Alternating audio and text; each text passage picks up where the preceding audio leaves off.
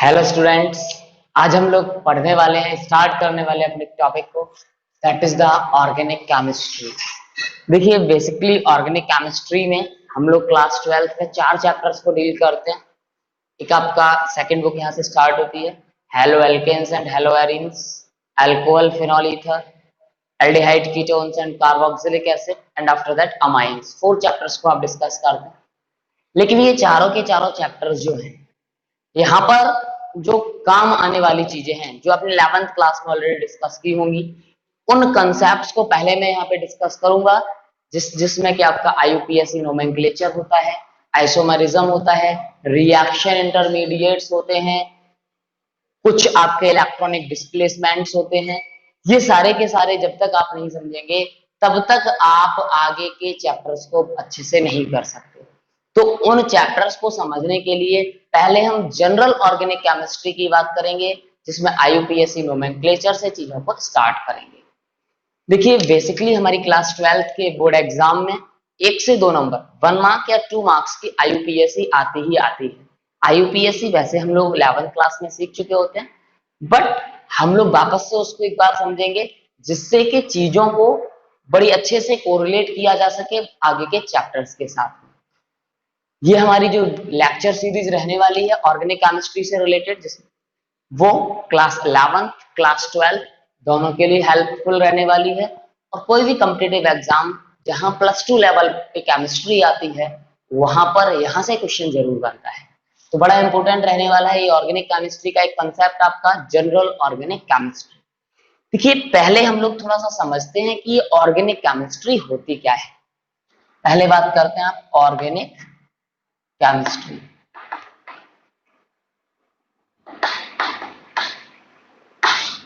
देखिए, अगर organic chemistry की बात करें तो सिंपली आज हम लोग समझते हैं कि कार्बन कंटेनिंग कंपाउंड्स की जो स्टडी की जाती है, वो किस में करी जाती है?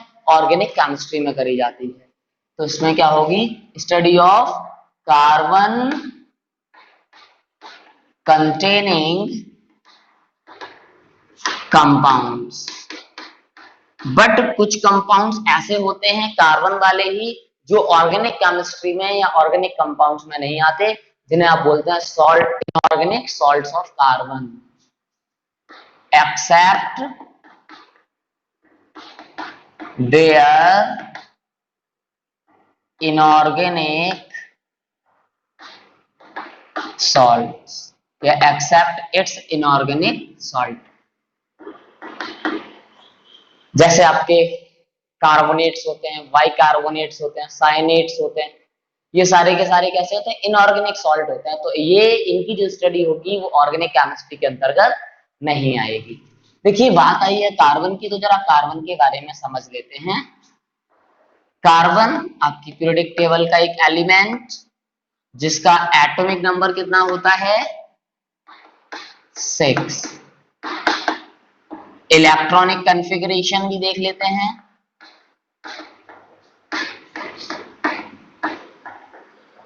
इलेक्ट्रॉनिक कॉन्फ़िगरेशन अगर KLMN में जाएंगे तो 2,4, और SPDF में जाएंगे तो 1s2 2s2 2p2। ये हो जाएगा इसका इलेक्ट्रॉनिक कॉन्फ़िगरेशन। देखिए, अगर कार्बन की बात करें तो इसके एलोट्रॉप्स होते हैं कुछ। एलोट्रॉप्स पढ़ा है ना हमने, 10th में भी पढ़ा था, 11th में भी हमने पढ़ा है। क्या होते हैं एलोट्रॉप्स? एलोट्रॉप्स आप ऐसे सब्सटेंस को बोलते हैं या किसी भी सब्सटेंस की उन फॉर्म्स को बोलते हैं जो फिजिकली तो डिफरेंट हैं, लेकिन केमिकली उनका जो कंपोजिशन है वो सेम रहता है। फॉर एग्जांपल, हम लोग डायमंड और ग्रेफाइट की बात करें, दोनों का फिजिकल अपीयरेंस डिफरेंट है, फिजिकल प्रॉपर्टीज डिफरेंट है, लेकिन केमिकली दोनों के दोनों किससे मिलकर बन रहे हैं? कार्बन से। तो ऐसे जो फॉर्म्स होती हैं किसी भी सब्सटेंस की, उनको आप क्या बोलते हैं? एलोट्रॉप्स। देखिए, हम लोग 3 एलोट्रॉप्स के बारे में पढ़ते आए हैं, एक डायमंड, दूसरा ग्रेफाइट, और तीसरा बकमिंस्टर फ्लोरीन। ये 3 एलोट्रॉप्स हम पढ़ते हैं। जैसे आपका जो चारकोल होता है, वो भी आपका एलोट्रॉप होता है, किसका? कार्बन का। लैम्प ब्लैक होता है वो भी एलोट्रॉप होता है कार्बन का, लेकिन वो सारे अमorphous एलोट्रॉप होते हैं, जबकि ये कैसे हैं, क्रिस्टलाइन एलोट्रॉप्स हैं। कार्बन की एक और बात करते हैं, हम लोग पढ़ते हैं it can form millions of compound. भाई ये मिलियंस ऑफ कंपाउंड बना रहा है, इसीलिए तो इसकी स्टडी अलग से कर रहे हैं, एक अलग से पूरी की पूरी ब्रांच ऑफ केमिस्ट्री होगी, ऑर्गेनिक केमिस्ट्री। तो फिर मिलियंस ऑफ ये कंपाउंड बना रहा है, ये ऐसा क्यों कर रहा है? तो इसके टू कॉजेज हैं या टू रीजंस हैं। एक तो होता है टेट्रावैलेंट नेचर, टेट्रावैलेंट नेचर, और जबकि दूसरा होता है हाई कैटेनेशन पावर। जो कौन कौन से रीजन आ गए, एक टेट्रावैलेंट नेचर हो गया, दूसरा हाई कैटेनेशन पावर हो गई। देखिए टेट्रावैलेंट क्या है, टेट्रा का मतलब फोर, वैलेंट का मतलब वैलेंसी। तो कोई भी अगर एटम चार केमिकल बॉन्ड बनाने की कैपेबिलिटी रखता है तो हम लोग बोलते हैं कि वो एग्जिबिट कर रहा है किसको, टेट्रावैलेंट नेचर को। तो ये क्या करता है, ability to form, ability to form four chemical bond, या जो भी जो कौन से होंगे, कोवेलेंट बॉन्ड होंगे। कोवेलेंट बॉन्ड के बारे में आपने पढ़ा है ना, ऐसे केमिकल बॉन्ड जो इलेक्ट्रॉन्स की इक्वल शेयरिंग से बनते हैं उनको आप क्या बोलते हो, कोवेलेंट बॉन्ड बोलते हो। अब आते हैं दूसरा हाई कैटेनेशन पावर। देखिए हाई तो हाई डिफरेंट है, आपका कैटेनेशन पावर समझते हैं। कैटेनेशन पावर होती है वेरियस एटम्स की एक दूसरे के साथ लिंक करने की कैपेबिलिटी, और वो वेरियस एटम्स एक ही एलिमेंट के, मतलब जब कोई एलिमेंट के वेरियस एटम या नंबर ऑफ एटम्स एक दूसरे के साथ जुड़ने की टेंडेंसी रखेंगे तो दैट टेंडेंसी या एबिलिटी क्या कहलाएगी, कैटेनेशन पावर कहलाएगी, जिसको हम लोग बोलते हैं सेल्फ लिंकिंग कैपेसिटी। तो किसी भी एलिमेंट की जो सेल्फ लिंकिंग कैपेसिटी है वही क्या कहलाती है, कैटेनेशन पावर कहलाती है। तो जो कार्बन है वो मिलियंस ऑफ कंपाउंड बनाने की कैपेबिलिटी रख रहा है, उसके दो रीजंस हैं, एक तो उसकी कैटेनेशन पावर बहुत हाई होती है और दूसरा वो टेट्रावैलेंट नेचर को शो करता है, मतलब चार केमिकल बॉन्ड बनाने की कैपेबिलिटी रखता है।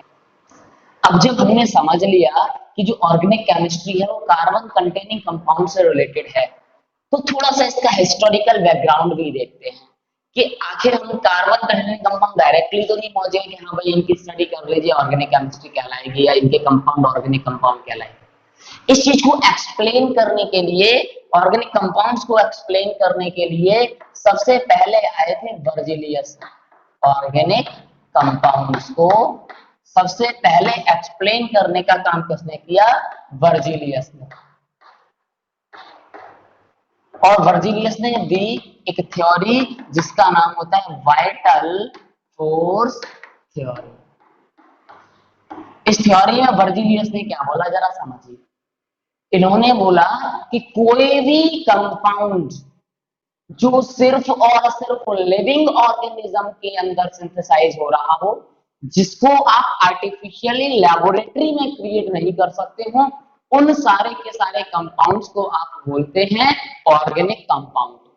और ये कंपाउंड बनने के लिए उन लिविंग ऑर्गेनिज्म के अंदर एक फोर्स डेवलप होता है, एक मिस्टीरियस फोर्स लगता है, मतलब एक फोर्स है जिसकी मिस्ट्री है, मिस्टीरियस फोर्स जैसे इन्होंने नाम दे दिया।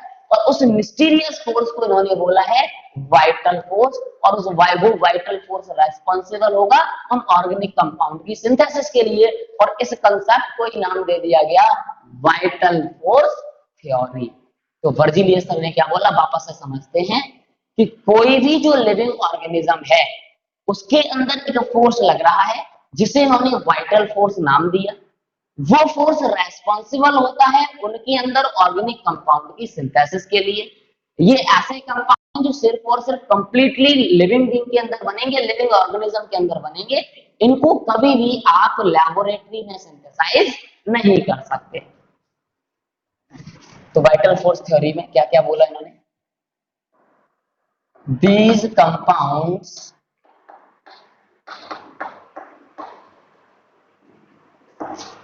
always synthesized in the living organism can't be synthesized in laboratory. Laboratory में कभी भी बना नहीं सकते, जब भी बनेंगे लिविंग ऑर्गेनिज्म में बनेंगे, वो भी किसकी वजह से, एक मिस्टीरियस फोर्स की वजह से, जिसे हमने क्या बोला है, वाइटल फोर्स बोला है। तो अब इसके बाद आपके एक साइंटिस्ट रहे होलर। होलर सर ने क्या करा, वर्जिलियस सर के कंसेप्ट को, वाइटल फोर्स थ्योरी के कंसेप्ट को कंट्राडिक्ट कर दिया और इन्होंने बोला कि भाई ऐसा नहीं है कि ऑर्गेनिक कंपाउंड सिर्फ लिविंग ऑर्गेनिज्म में बनेंगे। उसके लिए इन्होंने क्या करा, एक ऑर्गेनिक कंपाउंड को लेबोरेटरी में सिंथेसाइज कर दिया। इन्होंने क्या किया, एक ऑर्गेनिक कंपाउंड को लेबोरेटरी में सिंथेसाइज किया और वो पहला ऑर्गेनिक कंपाउंड था जो होलर के द्वारा लेबोरेटरी में सिंथेसाइज किया गया था, जिसका नाम था यूरिया। तो होलर ने क्या करा, synthesize the first organic compound in the laboratory, in the lab। वो कंपाउंड कौन था, यूरिया था। कैसे, अमोनियम साइनेट लिया इन्होंने, इसको हीटअप किया, जिसकी वजह से रीअरेंजमेंट हो गया NH2CO NH2। ये होता है आपका अमोनियम साइनेट, ये है यूरिया। अमोनियम साइनेट एक इनऑर्गेनिक कंपाउंड होता है, मैंने अभी अभी बोला था, जो भी साइनेट्स होते हैं वो इनऑर्गेनिक सॉल्ट्स होते हैं, तो इनऑर्गेनिक कंपाउंड है। जबकि जो आपका यूरिया है वो एक ऑर्गेनिक कंपाउंड है। और ऐसा करते ही होलर जो थे वो पहले साइंटिस्ट बन गए जिन्होंने ऑर्गेनिक कंपाउंड को लेबोरेटरी में पहली बार सिंथेसाइज कर दिया। तो यहाँ पे मैं लिख सकता हूँ फर्स्ट ऑर्गेनिक कंपाउंड जो सिंथेसाइज हुआ था वो कौन है, यूरिया। फॉर्मूला NH2CONH2 या NH2 का होल ट्वाइस CO भी लिख सकते हैं। पहला ऑर्गेनिक कंपाउंड बनने के बाद फिर तो लाइन लग गई, बहुत सारे कंपाउंड सिंथेसाइज होने लगे। हम लोग फर्स्ट 3 कंपाउंड्स की बातें करते हैं बस। सेकंड ऑर्गेनिक कंपाउंड जो सिंथेसाइज किया गया लेबोरेटरी में, that is the acetic acid CH3COOH। Third organic compound जो सिंथेसाइज किया गया लेबोरेटरी में, that is methane. Formula CH4। पहला ऑर्गेनिक कंपाउंड यूरिया जिसे सिंथेसाइज किया था होलर ने। दूसरा ऑर्गेनिक कंपाउंड एसिटिक एसिड जिसे सिंथेसाइज किया था कोल्ब ने। और तीसरा मीथेन जिसको किया था बर्थलॉट ने। तो 3 ऑर्गेनिक कंपाउंड की हमने बात करी। First 3 organic compound which are synthesised in the laboratory. देखिए जैसे ही ये लेबोरेटरी में डेवलप होना स्टार्ट हुए तो फिर जो वर्जिलियस सर की जो डेफिनेशन थी ऑर्गेनिक कंपाउंड की उसमें भी चेंजेस होने चाहिए। तो अब हमने क्या करा, ऑर्गेनिक कंपाउंड की डेफिनेशन को बदलने का काम किया। अब ऑर्गेनिक कंपाउंड्स को डिफाइन करने के लिए ऑब्जर्व किया गया कंपाउंड्स को, तो देखा गया कि जो ऑर्गेनिक कंपाउंड्स हैं एक तो कार्बन कंटेनिंग है और उनके साथ साथ उसमें हाइड्रोजन भी होते हैं। और ऐसे कंपाउंड जिनमें कार्बन और हाइड्रोजन ही होते हैं उनको आप क्या बोलते हैं, हाइड्रोकार्बन। बट कुछ कंपाउंड ऐसे भी थे जहां हाइड्रोजन को रिप्लेस कर दिया गया था वेरियस टाइप ऑफ एटम्स से। तो ऑर्गेनिक कंपाउंड को फिर डिफाइन किया जाने लगा कि जितने भी हाइड्रोकार्बन्स हैं या उनसे डिराइव होने वाले कंपाउंड हैं वो सारे के सारे क्या कहलाएंगे, ऑर्गेनिक कंपाउंड कहलाएंगे।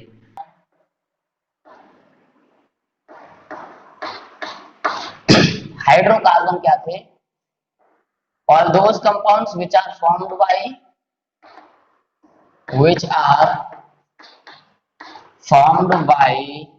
The combination of carbon and hydrogen only. तो ऑर्गेनिक कंपाउंड क्या हो जाएंगे, hydrocarbons and their derivatives are called organic compounds. जितने भी हाइड्रोकार्बन है या उनके डेरिवेटिव्स हैं वो सारे के सारे क्या कहलाएंगे? ऑर्गेनिक कंपाउंड कहलाएंगे। तो फिर अब फाइनली हमारे पास जो मॉडर्न डेफिनेशन है ऑर्गेनिक कंपाउंड की वो आ गई। ऑर्गेनिक कंपाउंड को हम कैसे डिफाइन करते हैं। अब हम लोग इस बेसिस पे इस कंडीशन में पहुंच चुके हैं कि अब हम लोग ऑर्गेनिक कंपाउंड्स को क्लासिफाई कर पाए, तो अब हम पढ़ेंगे classification of organic compound.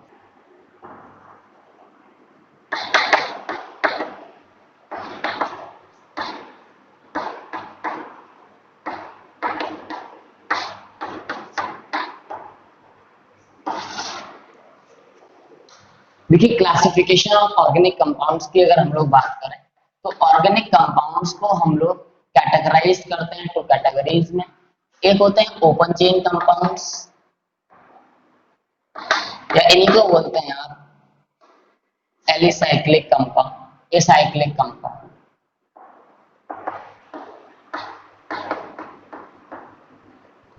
Open chain compound या एसाइक्लिक कंपाउंड। जबकि इनको बोलते हैं फिर दूसरा जो हो जाएगा क्लोज्ड चेन या रिंग या साइक्लिक कंपाउंड। देखिए दोनों का एक सिंपल सा कंसेप्ट है। ओपन चेन जिसमें दोनों एंड्स अलग अलग होंगे, दोनों एंड्स फ्यूज नहीं हो रहे होंगे, जबकि क्लोज चेन या रिंग या साइकिल तब बनती है जब दोनों के दोनों एंड्स एक दूसरे के साथ टर्मिनेट हो जाते हैं, मिल जाते हैं। फॉर एग्जांपल हमने क्या करा, एक सर्कुलर स्ट्रक्चर फॉर एग्जांपल ले लिया। अब इसमें बताते हो, मान लीजिए इसका मैंने इनिशियल पॉइंट ले लिया, तो अभी घूम करके पूरा का पूरा एंड भी यहीं पे होगा। तो जो इनिशियल पॉइंट है वही फाइनल पॉइंट है। इसका मतलब मैं ये भी बोल सकता हूँ कि जब ये मान लीजिए ऐसे रहा होगा और जब इन दोनों को हमने मिला दिया तभी तो ये साइक्लिक बना होगा।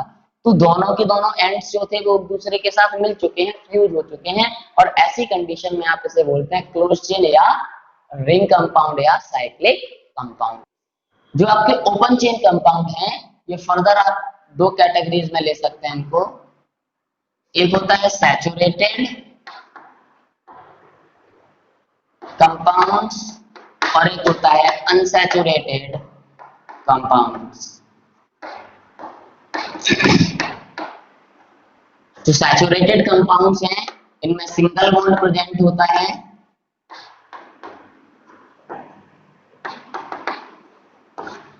हैविंग सिंगल बॉन्ड, जबकि अनसैचुरेटेड कंपाउंड है इनमें क्या होता है, मल्टीपल बॉन्ड होते हैं।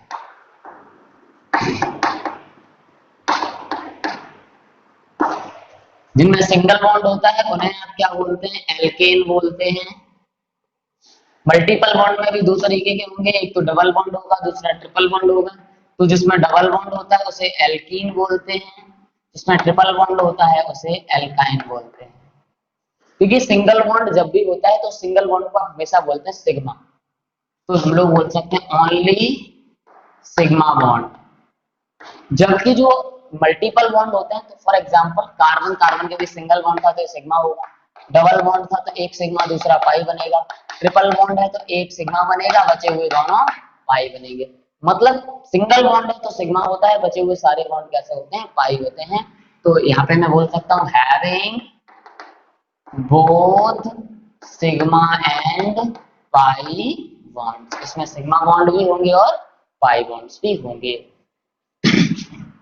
तो यहाँ पे कार्बन कार्बन सिंगल बॉन्ड होगा मिनिमम 1, यहाँ पर minimum 1 carbon carbon double bond होगा, यहाँ पर minimum 1 carbon carbon triple bond होना ही चाहिए।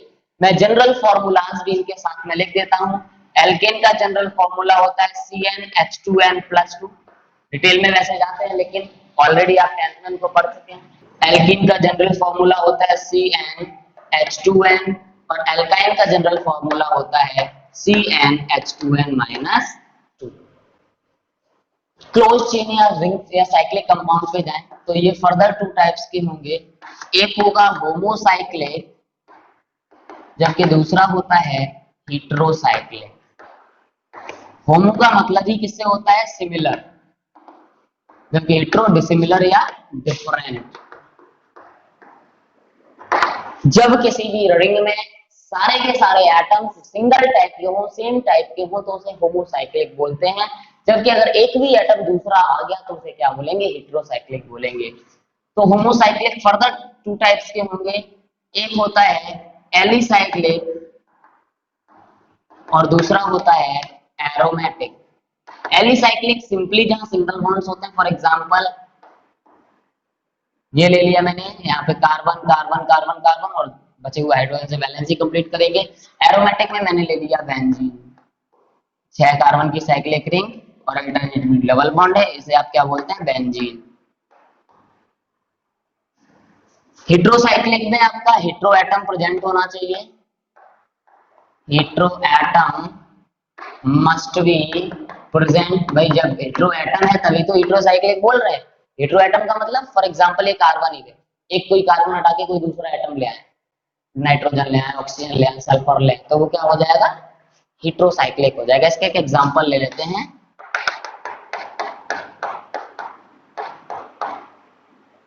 नाइट्रोजन लगा दिया लोअर पोजीशन पे, इसका नाम होता है पिरिडीन। तो ये हमारा क्लासिफिकेशन ऑफ ऑर्गेनिक कंपाउंड्स, जहां हमने ऑर्गेनिक कंपाउंड्स को ओपन चेन और क्लोज चेन में क्लासिफाई किया है। Open chain further saturated and unsaturated होते हैं। अगर सैचुरेटेड है तो सिर्फ और सिर्फ सिंगल बॉन्ड होगा या सिग्मा बॉन्ड होगा, क्योंकि अनसैचुरेटेड है तो मल्टीपल बॉन्ड्स होते हैं, मतलब सिग्मा और पाई दोनों बॉन्ड्स हो सकते हैं। वेरियस कैटेगरीज में हमने इनको यहाँ पे क्लासिफाई कर लिया। अब हम लोग स्टार्ट करते हैं यहाँ पे होमोलोगस सीरीज के concept.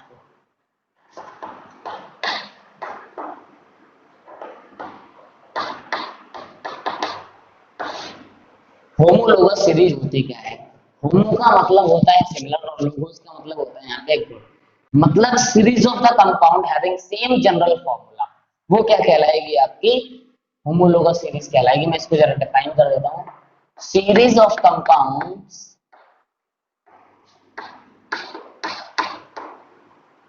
having same general molecular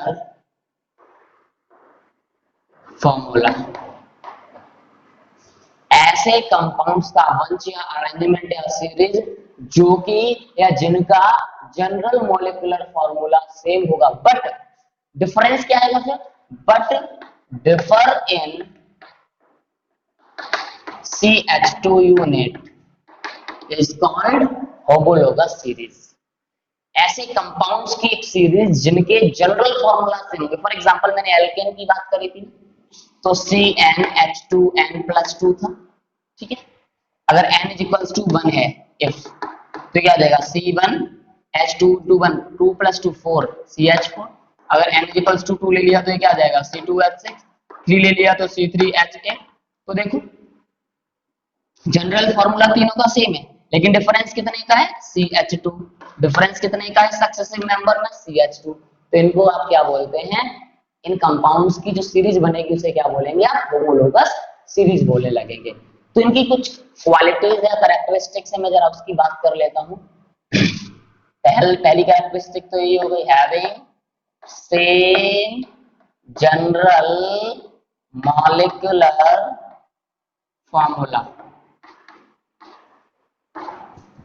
दूसरा, differ to successive members differ by CH2 unit। Various members shows different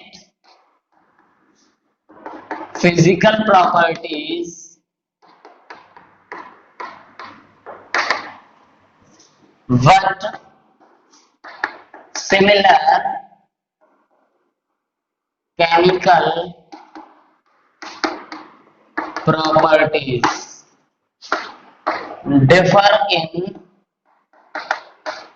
molecular masses या मॉलिक्यूलर वेट। तो ये कुछ कैरेक्टरिस्टिक्स हो गई आपके किसकी, होमोलोगस सीरीज की। एक और बात था, having same functional group, functional group भी सेम होना चाहिए। फंक्शनल ग्रुप हमने ऑलरेडी टेंथ में डिस्कस किया है, आगे जैसे टॉपिक आएगा हम डिस्कस करेंगे। अभी बता देता हूँ बस, कोई भी ऐसा ग्रुप जो उस कंपाउंड की केमिकल प्रॉपर्टीज को, केमिकल रिएक्शंस को एक्सप्लेन करने का काम करता है, उसे आप फंक्शनल ग्रुप बोलते हैं, ठीक है ना। तो ये कुछ क्वालिटीज हो गई किसकी, होमोलोगस सीरीज की।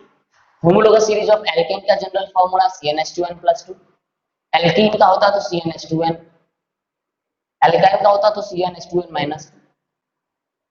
इसी तरीके से वेरियस होमोलोगस सीरीज की बात आप कर सकते हैं। मैं यहाँ पर एक छोटे से कंसेप्ट को और बता देता हूँ। नंबर ऑफ कार्बन को क्या इंडिकेट किया जाता है, तो देखो यहाँ पे जब आप 1 कार्बन होता है तो उसके लिए बोलते हैं आप मीथ, जिसे हम लोग वर्ड रूट बोलते हैं, याद रखना इसको, वर्ड रूट बोलते हैं नंबर ऑफ कार्बन के लिए।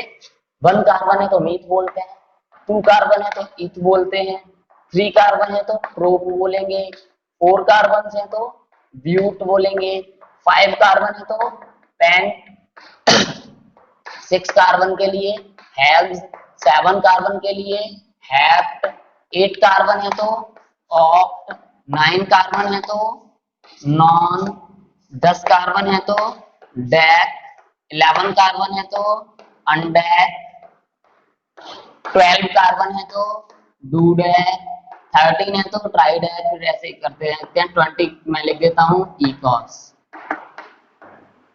ठीक है। इस तरीके से आपको देखो मैक्सिमम 11-12 तक यूज होते हैं, इससे ज्यादा नहीं जाते हम लोगों के लेवल पे, क्लास 12 लेवल पे। तो आपको इतने कार्बन तक के लिए आपको वर्ड रूट्स इनके याद रखने पड़ेंगे, कितने कार्बन के लिए क्या वर्ड रूट आप यूटिलाइज करते हैं, ठीक है।